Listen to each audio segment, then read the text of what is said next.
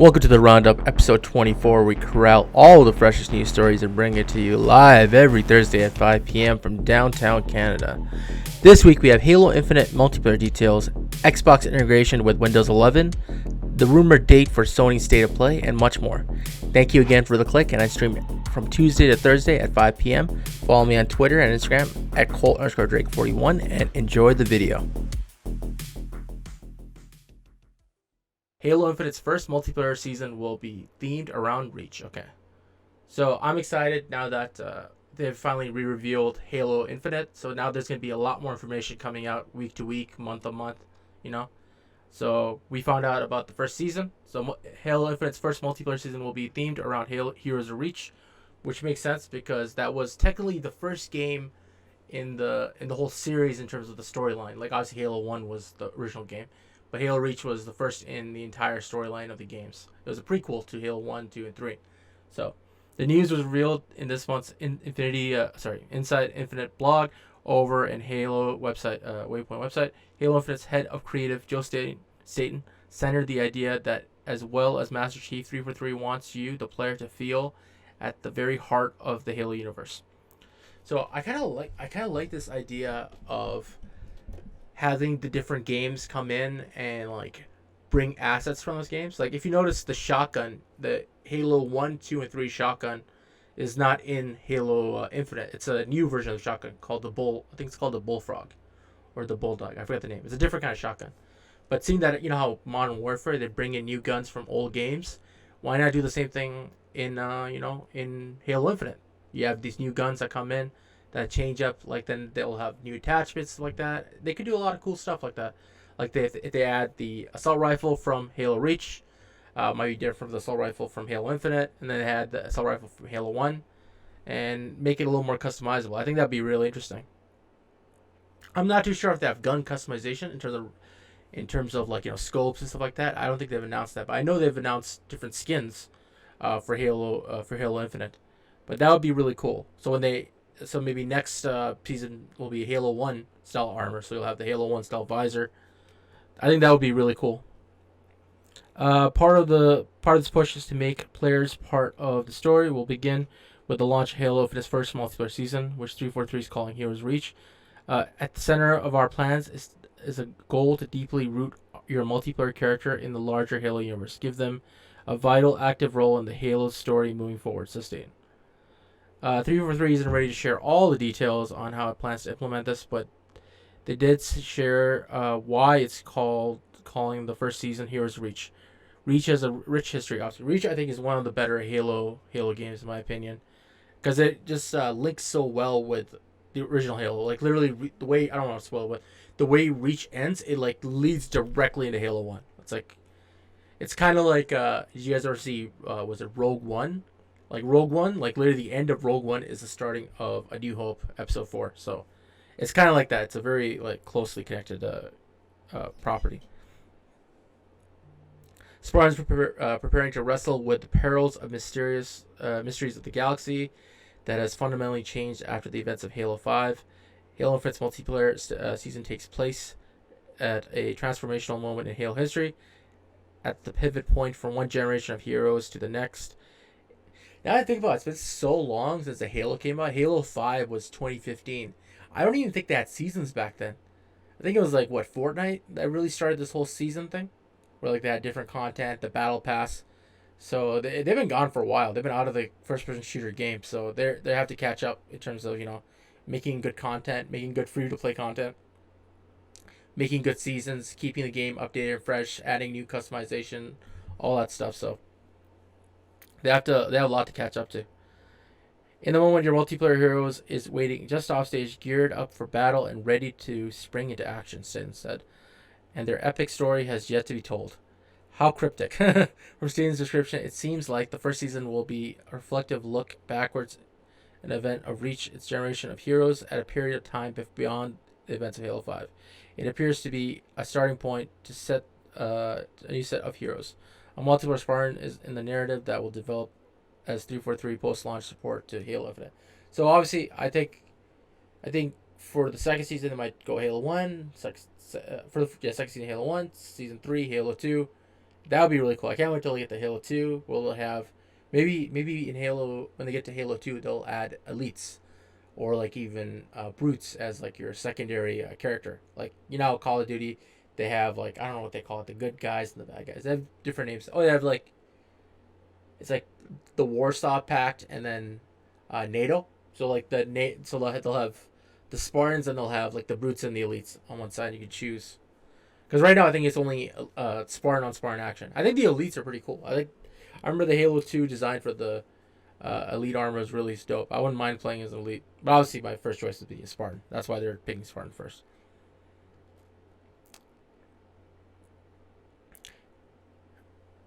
Let's keep going. Halo Reach came out in 2010 and told the story of the fall of Planet Reach through the eyes of a group of legendary super soldiers called Noble Team. The game is a prequel and its story leading directly into the start. Yeah, I was just talking about before. But yeah, I think they could do a lot of stuff. I hope they haven't said it, but that there's really not much gun customization, like no scopes and stuff like that. I don't think they'll add that, but I think adding different guns from Halo's past, like maybe add the Halo 1 pistol when Season 2 comes out. Like, let's say, okay, so Season 2, this would be my content idea. So, like, they announced that, okay, Season 2 is going to go back to Halo, the original Halo Combat Evolved. They'll have, like, 2 or 3 maps from Halo CE, maybe Blood Gulch, remaster version of Blood Gulch, and Beaver Creek. Was it Battle Creek or Beaver Creek? I know on Halo 1, it's called Battle Creek, I think, and then Halo 2 was Beaver Creek. Maybe you have a remake of that one, and then and say like, oh, we're adding the Halo 1 pistol at tier 15 to unlock in the battle pass. And what else do they have in the Halo 1 what else do they have Halo 1 famous guns? Yeah, maybe the assault rifle, the Halo 1 assault rifle. Think about it, a lot of the Halo 1 games guns were in Halo 2 except for the battle rifle, which is still the classic gun. I also love the DMR from Reach. If they add the DMR with the battle rifle, like in Season 1, that would be so sick. Because those guns are totally different. The DMR is a single shot rifle, and the battle rifle, I think, is like 2 or 3. So, and they're both like different in terms of like their uses. So that would be cool to add more gun variety. All right, let's get to the second news story. So this is a video game news story because like Windows, you can play games that went on Windows, but obviously Windows 11 actually it was leaked 2 weeks before the announcement. Like people were using it, they were using ISO for it, which is like an ISO is like a file, for Windows, and it looks interesting. It's got a new like start button. They've gotten rid of live tiles, even though I like live tiles. I like the idea of live tiles, but they don't always work. That's the only annoying thing. Like when you turn on the start menu, like watch, my tiles will probably not be working. See, like my Microsoft To Do one is working, but my mail one isn't even showing any email, and my Flipboard isn't showing any new news. Like it's really annoying. Sometimes it works, sometimes it doesn't. It's showing the photos. Probably shouldn't show my photos, but yeah. So yeah, it's annoying. That's the only thing that's really annoying about live tiles. It just doesn't consistently work, which is really annoying. Which I understand why they're getting rid of it. I liked it, but I like the aesthetic of it, but it just didn't work on paper. So they're obviously getting rid of live tiles. They're still gonna have widgets, which is gonna be their new live tiles. So if you scroll to the left, it'll show up a bunch of widgets of news stories, and they'll probably have apps specific for those widgets. Like maybe they'll have like a Netflix app in the widget, and then you can click on it. It'll show like, oh, this is Stranger Things season 4 is out or something, and it'll show that. But yeah, it looks cool. But this news story is going to be about the specific video game, the gaming relation to Windows 11. So this is from PC Gamer. Microsoft Sarah Bond explained why Windows 11 is going to deliver the best PC game experience yet. During What's Next for Windows live stream on Thursday, expanded on that statement. The new blog post on Xbox.com. Bond's basing her assertion on the 3 pillars of superior graphics, amazing speed, and incredible game selection. With Auto HDR, a game doesn't even need to be built-in support for HDR to improve its looks. Direct storage, it brings modern SSD speeds to gaming, and with full Xbox Game Pass integration and a whole world of games that will be on your fingertips with Windows 11. So obviously, a lot of games they have to have a specific HDR requirements, But obviously on Windows 11 they're doing auto HDR for every game. Obviously it won't be native, but it'll give the look of HDR. Direct storage, bringing modern SSD to gaming. I think that's probably the coolest thing about the coolest thing about the Series X and Series S is the loading speeds and like the idea of quick resume. I just want to get Series S just for that because I primarily want to play on my PC because I don't know, because my PC is pretty good and it can run pretty much all the best games. But obviously the SSD stuff is really cool, and the idea of quick resume, that seems really interesting. And maybe if they bring that stuff to the PC, because the PC already they have all the hardware, but they don't have the software that connects the two together. So what they're doing now is they're bringing that quick resume, that direct storage, that loading, to the PC, bringing the software so it makes it a bit easier for it to connect together. Because right now, if you play a game off, like your NVMe, like obviously the load times are faster, but you don't have that same performance upgrade and the ability to stop the game and like pause it and then come back and play it again and have a bunch of games all set up. So I think that's really cool. I think that's what the PC needs for sure. As a PC primarily first gamer and who loves Xbox, I love the brand. Obviously, some people think like you can't be an Xbox fan and only have a PC and not have a Series X or S or console. I think I will get a Series S eventually, just so I can have something a little more portable. And if I want to play multiplayer games with friends and family, I can just set that up for that. So, but I don't think I'll get a Series X because it's too expensive. I'd rather spend that money on a GPU because that's what I need for my computer. But yeah, Series S is definitely something I might get in the future. A new version of Microsoft's flagship OS Windows 11 will launch time for the holidays this year. Chief Product Officer Panos Panay claimed that if you're a gamer, Windows 11 is made for you. Which maybe feels a little hyperbolic to me, but well, let's let that slide. He's enthusiastic. That's cool. That's the cool thing about Panos Panay. He's like one of those guys that you could tell he cares. Like his presentations when he was talking about. I don't know if you guys saw the Windows 11 the live stream. I didn't watch all of it, but I watched a bit of it. But he was talking about like how Windows is home, and you could definitely feel the emotion. I don't know if he's just a great actor, but he's like, Windows, you're coming home and stuff like that. I think he's a really good. Is that because he was the head of Surface, and now I think they've mixed Surface and Windows together.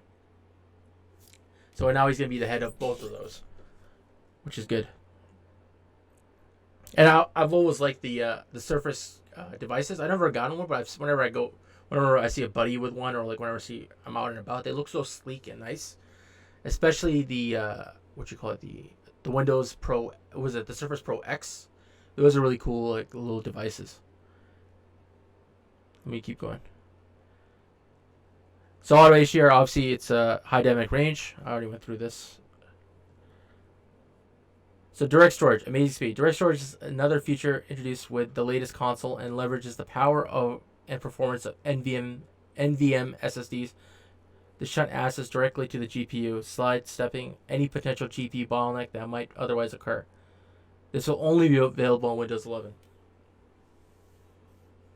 That's I think gonna change the PC game, honestly. Just having the ability to improve load times. And yeah, obviously the biggest strategy is the Xbox Game Pass. Incredible selection of games. The final piece, Bond's puzzle, is the full integration of Xbox app being built into Windows 11, and therefore instant access to Xbox Game Pass library from your PC, should you have a subscription anyway. With Game Pass Ultimate, you get access to Xbox Cloud Gaming on your PC via... Okay, so I guess with Windows 11, they're announcing they're going to have cloud gaming on the PC, because right now you can't use your PC to stream games. But I guess when Windows 11 comes out, then you'll be able to do it. And also, it's not on iOS. I'm an iPhone user, so it's really annoying that I can't play Game Pass games on mine. Because I'm an Ultimate subscriber too, and it's really annoying that I can't stream my games on the phone. Because, I don't know, Apple is really difficult sometimes. But yeah, Game Pass Ultimate, obviously, there's a lot of games that are coming day one to Game Pass for PC as well. Like Forza Horizon 5 is coming on Series X, S, and 1, but also it's coming on PC. So every exclusive game is going to be on PC date and date, which I think is amazing. and I can't wait for Forza Horizon and Halo Infinite. Obviously, Halo Infinite doesn't have a release date, so we don't know when that's coming. But the one thing I don't like about the Game Pass Ultimate or Game Pass on PC is that they don't have the same games on console. Like the console version has way more games. Like it has the entire Gears franchise, Gears 2, Gears 3, and you can't get it on PC because they never came out with a version on PC. So it's really annoying. There's other features coming to Windows 11, including Android app access via Revamp Store. This is probably one of the cooler features of Windows 11. The idea that there's going to be an Amazon App Store, which has pretty much like almost, I would say, 90% of all the Android apps. As somebody who uses the iPhone, I really am envious of people who have MacBooks or like Apple computers, and that they can, receive messages from their phone onto their computer. They can check out the iOS apps on their computer. I would like that integration. That integration with iOS to Windows will never happen because obviously iOS is they're a closed, they're a closed marketplace. They only make stuff for themselves and not anybody else. And obviously that strategy has its pros and it also has its cons. Obviously, its pros is that there's greater integration with their devices. Cons, you have to have their devices to have the integration, right? So that's the annoying thing. But the idea is with Android is like there's a lot of third-party apps that are across Android and iPhone. So like Instagram, because the Instagram app on Windows on the Microsoft Store is absolute trash.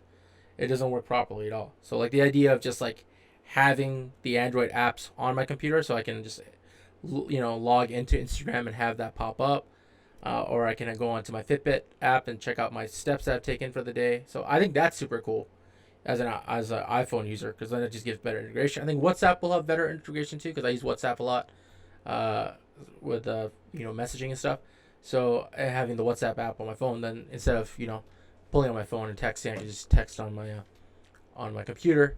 And that's the annoying thing about the WhatsApp app on Microsoft on the Windows store is just it's terrible. You have to go into the web section and then you have to scan the QR code every single time to use it. It's really annoying, man. It's really annoying. But I'm excited for Windows 11. I don't get it because I tried the Windows 11 performance key, which shows you if your computer can run Windows 11. And apparently my computer can't, which doesn't make any sense because I have a 8th generation CPU, which is, I think the cutoff is 7th generation. So I don't get why it says I can't run it. I think there's a specific switch I have to turn on for it to work properly. But they said Windows 7 and Intel i7 and above, and I have Intel 8th generation CPU. So that was that news story. Let's go to the third news story. Unfortunately, a lot of these are Microsoft news stories. Now I think about it, the first four are Microsoft, the last one's PlayStation. So, but Microsoft's there's a lot of news from Microsoft, right? So that's why they're getting a lot of shine right now. Okay, so this is another really cool thing from the Windows 11 event. Microsoft will let devs keep every penny their Windows app makes, unless it's a game. So as part of a Windows 11 announcement on Thursday, Microsoft revealed a major policy change to incentivize developers to make apps for the Microsoft Store starting on July 28th. If a developer uses their own third-party payment system in their app, Microsoft will let you keep 100% of the revenue, which is really interesting because this is kind of like with the issue with Epic and Apple. Apple has a 30% share of any kind of in-game skin. Let's say you buy a skin in Fortnite, they get 30% of the money from that skin. Only what you call it? Sorry, let me go.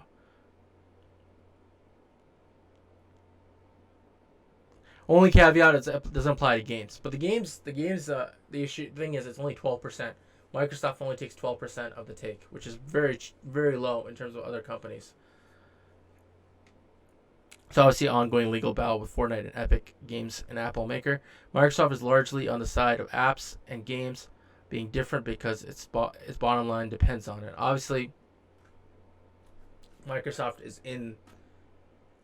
They make video games, right, with their Xbox brand. Like they don't really make apps as much, Like obviously the Windows Store is not the best app marketplace that you can get. It doesn't even have like a TikTok app. It has like these third party TikTok apps that suck. So they realized that that's one of their weaker points, and they're not gonna catch up to Android. So might as well just team up with Android or team up with Amazon to get all their apps onto Windows, which I think is probably the coolest thing. But they won't do that for obviously for video games because they're really invested in the Xbox ecosystem. But I think it's a great sign for people who want to make 100% of the profits through their apps, and that will incentivize more people to go onto the Windows app and make like native Windows apps for their programs, obviously, which I think will increase the amount of apps that you'll see. But also, it seems like Microsoft is saying that PC games were different. The company recently announced that it would lower its cuts, so that's cool, from 30 to 12%. They're trying to compete, man. They just want people to come to their platform and just use it. And if they make a little bit less money, they're okay with it. It's not clear if Epic CEO Tim Sweeney was aware of the caveat. He tweeted, "The 2021 version of Microsoft is the best version of Microsoft ever." The Microsoft says it wants to developers to bring Win32 progressive web apps or universal Windows platform apps to the Windows Store, and while MS Commerce Engine in the shot of Apple, Microsoft notes devs cannot use its own payment systems and keep 100%. But obviously, yeah, I guess he didn't know about the whole 12%, which is not bad. 12% is a pretty decent take. Obviously, they have to put that number in because they make a lot of money off video games, and they can't have you coming in and making so much profit off their own platform. So, while the new 100% rev share option doesn't apply to games, it is a significant policy shift, one that both Windows chief Panos Panay and Microsoft CEO Satya Nadella made a big deal about their remarks at Thursday's keynote.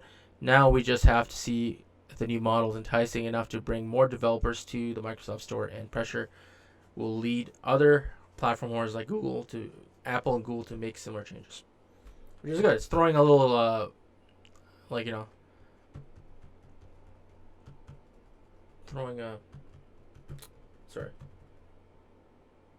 wrench. There you go. That's what I was trying to think of. I couldn't think of throwing a wrench in their plans. So this is I bet it's really this is the last place. This is the last Microsoft story. Okay, so Phil Spencer says new Fable is an.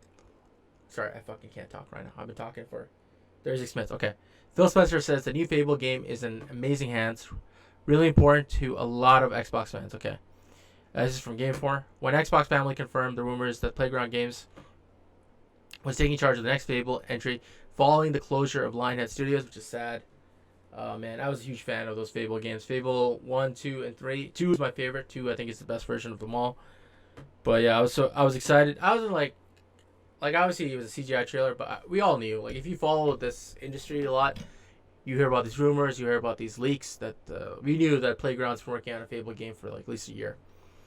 We knew, and when they announced the trailer, we're like, okay, this is a cool trailer.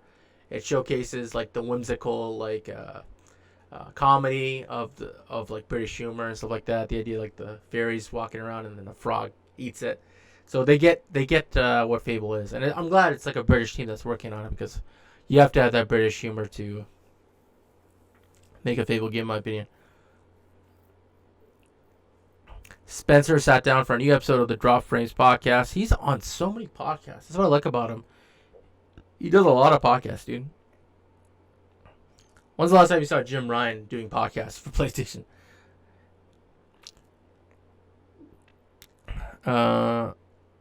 So going into the realm outside of reigniting hopes for the new Killer Instinct, he also touched on Fable and how the amazing team working on it understands what a vital IP it is to fans. When talking about Playground Games, Spencer couldn't sing the team's praises high enough. Yeah, man, did you see what Forza Horizon 5 looked like? Imagine that, dude. Just imagine that amount, that detail, those details, and sorry, I can't fucking talk. Imagine the amount of detail in that game with those 12K cameras that they took to take pictures of the Mexican sky. Imagine that in a Fable game, and imagine it only for Xbox Series X, S, and PC. That's gonna be an incredible looking game. I can't wait for that. That I think is maybe another 2 years away. Maybe 2023. I think it's two. I think they've been working on it for a while, and I hope they spend a lot of time making that game. So we'll get Forza Horizon obviously this year, and then 2023, fall of 2023, or maybe like early fall, we'll get it. Because I think Gears 6 most likely is gonna come out 2023. So a Fable Gears fall, that would be amazing.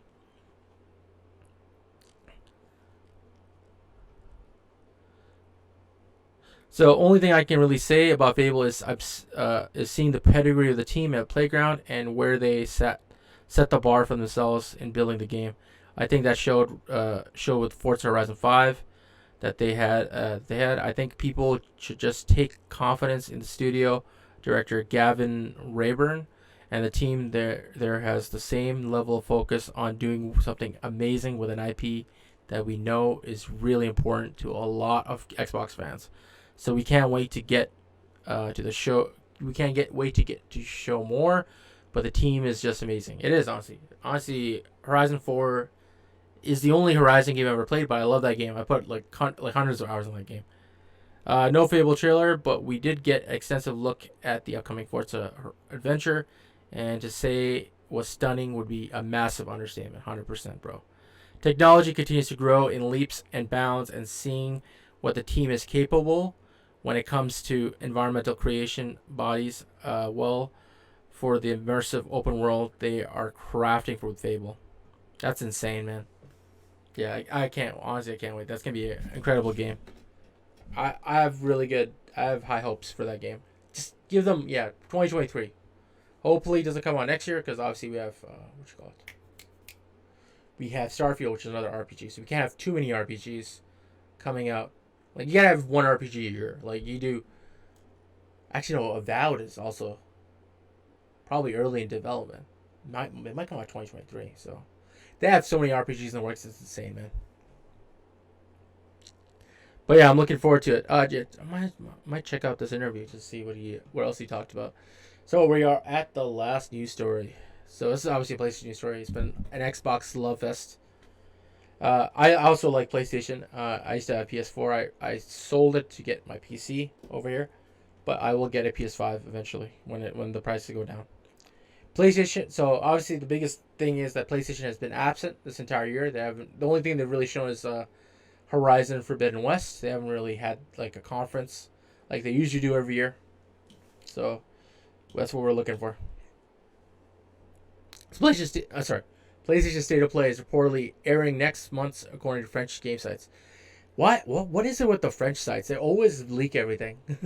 That's what I notice. They don't care. They're like, we will leak the events, my friend. Oh, that's terrible French accent. I apologize. A new PlayStation State of Play presentation could be arriving early as the first week of July. A rumor has claimed that that can't be first week of July, because we're already like at the end of June. Where are we now? Yeah, we're at the end of June already. If it was the first week of July, we would have known by now. Just yesterday, on June 24th, French outlet Jeux Video published a report claiming that the new PlayStation State of Play presentation could be airing July 8th. The outlet claims appear to be particularly based around a comment based on Reddit by an anonymous user earlier this week who claimed that the new State of Play would be debuting July 8th. Okay. While that's not exactly a rock-solid foundation for the claim, it is somewhat blacked up by the recent comments during Summer Game Fest. During the showcase on June 10th, Hideo Kojima debuted a trailer for Death Stranding's Director's Cut, a re-release of 2019's action game, and with all new added content, exclusively coming to PS5. Oh, okay, that's weird. It's not coming out for PS4 either, eh? Immediately after the trailer for Death Stranding Director's Cut revealed the re-release, host Jeff Keighley commented that we'd found out more over the coming few weeks, indicating that there would be another presentation focusing on the game, and that would delve into greater detail. This forthcoming presentation could be PlayStation State of Play showcase, and the time window of few weeks does line up with Jeux Video in claiming. Yeah, they honestly have to do something. They have to do some sort of conference because Xbox did so well, Nintendo did so well this year. They can't let Xbox and Nintendo have all that shine. They have to put their stake in the ground. Saying that we're here as well. And they got if also if God of War is coming out next year, they have to show some sort of gameplay or some sort of trailer showcasing God of War a little more. The new rumor about the state of play presentation set for early next month actually comes off the back of separate rumor. Just yesterday, several self-professed insiders claimed that the story-based DLC for Ghost of Tsushima was in the works, called Ghost of Ikishima. One insider claimed that this an unannounced DLC was roughly the size of Spider-Man's Miles Morales in relation to the original game, and its targeted release date for this year on PS5. Jeux Video mentions the DLC will supposedly debut at the same state of play. Okay, so there's a Ghost of Tsushima style, Miles Morales style DLC coming up. But yeah.